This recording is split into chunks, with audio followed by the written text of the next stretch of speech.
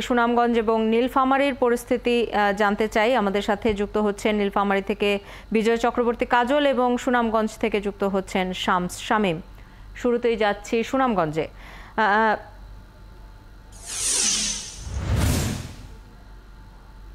শামীম, কোন কোন এলাকায় পানি কমেছে এবং সাধারণ মানুষের কতটা দুর্ভোগ দেখতে পাচ্ছেন এবং ত্রাণ কার্যক্রম চলছে কেমন?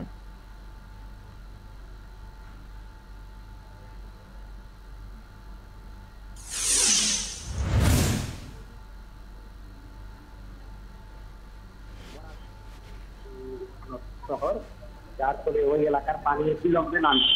আমি কিছুক্ষণ আগে ছিলাম সিলবর্তী এলাকা, তেগরিয়া, মল্লিকপুর, বরপাড়া, এইসব অঞ্চলে উকিলপাড়া, সেখান থেকে পানি নেমে এসেছে। এই পানি এখন চাপ তৈরি করতে এসে হাওয়ারে দূর গড়ে উঠে যে শহরের নতুন বাসা বাড়ি হয়েছে এলাকা, সেসব এলাকার রাস্তাঘাট এখনো তৈরি আছে। বন্যা মানুষজন থেকে বাস হয়েছে, বাড়িতে ফিরছে, অনেকে আশ্রয় হয়ে গেছে।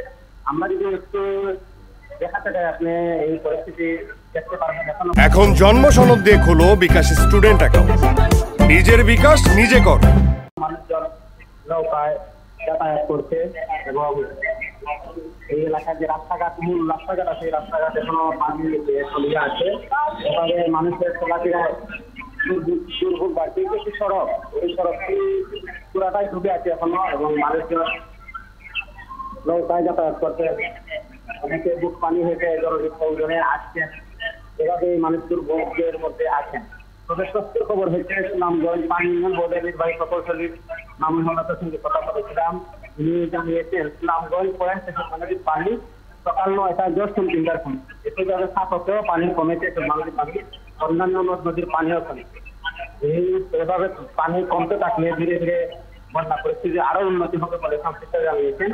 আর তার তৎপরতা সম্পর্কে আপনি যেটি বলেছেন, আমরা খোঁজ নিয়ে জেনেছি বন্যা উপলক্ষে সুনামগঞ্জে প্রায় 1000 মেট্রিক টন বিআরএস চাল।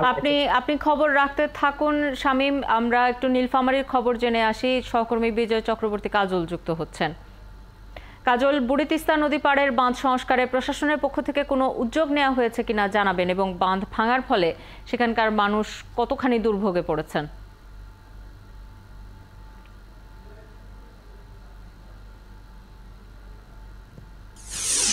শাওন, যেটি আমরা সকালে জানাচ্ছিলাম যে এই বুড়ি তিস্তা নদীর যে বাঁধ, সেটি এখনো সংস্কার হয়নি। কারণ হচ্ছে যে একটু পানির প্রবাহ বেশি থাকার কারণে যে স্রোত, যে ভাঙ্গা অংশ দিয়ে যে স্রোত ছিল, সেটি ধীরে ধীরে কমছে।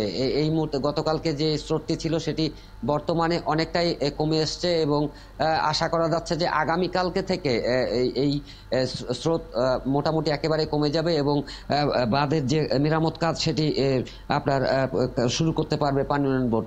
এই মুহূর্তে আপনাকে দেখিয়ে দিতে চাই যে এই বাড়িঘর থেকে পানি নামলেও যে আবাদি জমিগুলো রয়েছে সেগুলো এখন পর্যন্ত পানিতে নিমজ্জিত আছে, যদিও পানি কমছে আস্তে আস্তে।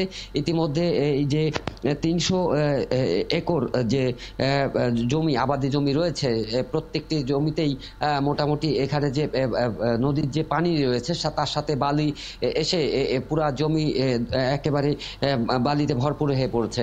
যার কারণে এই আবাদি জমিগুলো মোটামুটি এই বছর, চলতি বছর কৃষকরা বলছেন যে তারা চলতি বছরে আর কোনো রকমের আবাদ, তারা এখানে ফসল তারা ফলাতে পারবেন না। কারণ হচ্ছে যে পরিমাণের বালি এখানে পড়েছে যে এই পুরো জমিতে, সেক্ষেত্রে তাদের জন্য বড় ধরনের একটি ক্ষতি হবে। এই ছিল এখন পর্যন্ত এখানকার খবর রাখতে থাকুন। নিশ্চয়ই এরপরে আরো তথ্যের জন্য ফিরবো আপনার কাছে। আমাদের সাথে যুক্ত হয়েছিলেন সুনামগঞ্জ থেকে শামীম এবং নীলফামারী থেকে যুক্ত হয়েছিলেন বিজয় চক্রবর্তী কাজল। আমরা একটু সিলেটের খবর জেনে আসি। দর্শক, সবচেয়ে বেশি খারাপ অবস্থা কিন্তু বন্যার কারণে সিলেটেই ছিল। বন্যায় সেখানকার সবশেষ অবস্থা নিয়ে আমাদের সাথে যুক্ত হচ্ছেন সহকর্মী হাবিব রহমান। হাবিব, বন্যা দুর্গতদের ত্রাণের জন্য হাহাকার ছিল, এমনকি সিলেট শহরেও ত্রাণের জন্য হাহাকার ছিল। তারা ত্রাণ পেয়েছেন কিনা সেটি জানাবেন, এবং এলাকার পরিস্থিতি কেমন দেখছেন? আমরা বিভিন্ন গণমাধ্যমের খবরেও দেখছিলাম যে পানি কমার সাথে সাথে মানুষের দুর্ভোগ বেড়েছে। আপনি কি দেখতে পাচ্ছেন?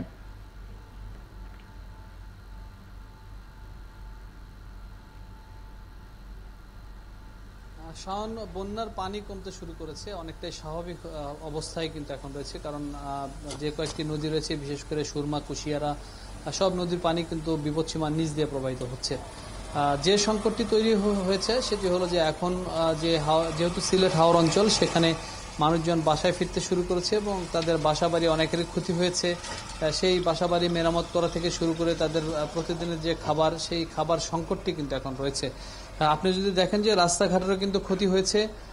এই সামনে একটি ব্রিজ, এই ব্রিজটির যে ইট দিয়ে এই ব্রিজটি করা ছিল, সেই ব্রিজের ইটগুলো বন্যার কারণে সব ভেসে গেছে এবং এখান থেকে কিন্তু চলাচলের ক্ষেত্রে এখন ঝুঁকি নিয়ে যে সিএনজি, অটোরিকশা বা মোটরসাইকেল যাই চলাচল করছে, কিছুটা ঝুঁকি নিয়ে চলাচল করতে হচ্ছে।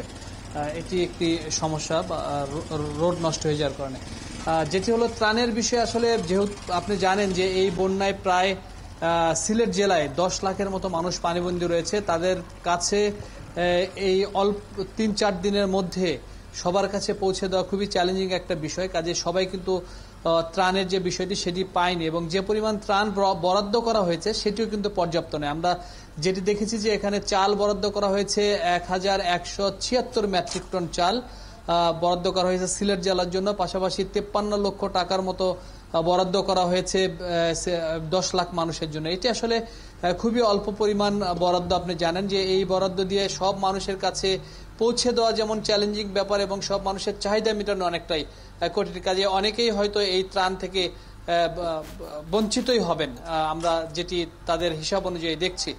এবং আমরা বিভিন্ন জায়গায় গিয়েছি, যে তাদের সাথে কথা বলে যেটি শুনেছি যে তারা অনেকেই এখন পর্যন্ত ত্রাণ পাননি। এবং শুকনো খাবার, যেটি আসলে বন্যার সময় সবচেয়ে গুরুত্বপূর্ণ বিষয়, শুকনো খাবার, সেটিরও সংকট রয়েছে। সবচেয়ে বড় সংকট, প্রাথমিকভাবে বন্যা দুর্গত 9 লাখ মানুষের জন্য 10 লক্ষ টাকা বরাদ্দ করার কথা বলা হচ্ছিল, যেটি আপনিও বলছিলেন, এবং যে কারণে এই ত্রাণ খুবই অপ্রতুল ধরেই নেওয়া হচ্ছে। বেশিরভাগ মানুষ ত্রাণ থেকে বঞ্চিত হবেন, কিন্তু এটি স্থানীয় কর্তৃপক্ষ বলেছিল এটি প্রাথমিকভাবে তারা কাজটি শুরু করার জন্য শুরু করেছে। এর পরবর্তী পদক্ষেপ হিসেবে তারা কি ভেবেছে এবং সেই কাজটি কখন শুরু হবে, কারোর সঙ্গে কি আপনার কথা বলার সুযোগ হয়েছে?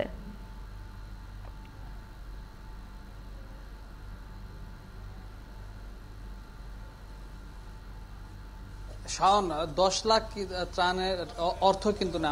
আমি যেটি বলছিলাম যে এই সিলেট জেলায় প্রায় 53 লাখ টাকার মতো দেওয়া হয়েছে এখন পর্যন্ত। যেটি 10 লাখ দেওয়া হয়েছিল সেটা শুরুতেই, কিন্তু তারপরে বিভিন্নভাবে কিন্তু সেই টাকার পরিমাণটি বেড়েছে আজকে সকাল পর্যন্ত। পরবর্তী যে পদক্ষেপ, আপনি জানেন যে বন্যা আসলে শেষ হয়ে গেলে সেই পরবর্তী পদক্ষেপ আর পরবর্তীতে দেখা যায় না। সেক্ষেত্রে রাস্তাঘাট মেরামত বা বসতবাড়ি ক্ষয়ক্ষতির বিষয়গুলো তারা চিহ্নিত করেন, যে কোন বসতবাড়িগুলো ক্ষয়ক্ষতি হয়েছে। সেইখানেও কিন্তু চিহ্নিত হওয়ার পরও সবাই শতভাগ অর্থ পায় এমন চিত্র কিন্তু আসলে সবসময় দেখা যায় না। কাজে নানা ধরনের জটিলতার মধ্য দিয়ে যখন হাওরের বন্যাগুলো কমে যায়, বা সারা বাংলাদেশে যখন বন্যাগুলো কমে যায়, বন্যার পানি কমে যায়, তার পরবর্তী সময়ে মানুষ নিজেই অনেকটাই প্রকৃতির সাথে যুদ্ধ করেই কিন্তু তারা টিকে থাকে, এবং তারা তাদের যে প্রয়োজনীয় জিনিসপত্র, কর্মক্ষেত্র বা ঘরবাড়ি মেরামত, সেটি কিন্তু তারা করে থাকেন। হয়তো সরকারের পক্ষ থেকে কিছুটা দেওয়া হয়, তবে সেটি সব সময় যে পর্যাপ্ত দেওয়া হয় সেটি কিন্তু আমরা বারবারই দেখি যে সেটি পর্যাপ্ত। হাবিব, আপনি খবর রাখতে থাকুন, প্রয়োজনে পরবর্তী সংবাদ সংযোগগুলোতে আবারও আপনার কাছে ফিরবো। আমাদের সাথে সিলেট থেকে যুক্ত হয়েছিলেন সহকর্মী হাবিব রহমান।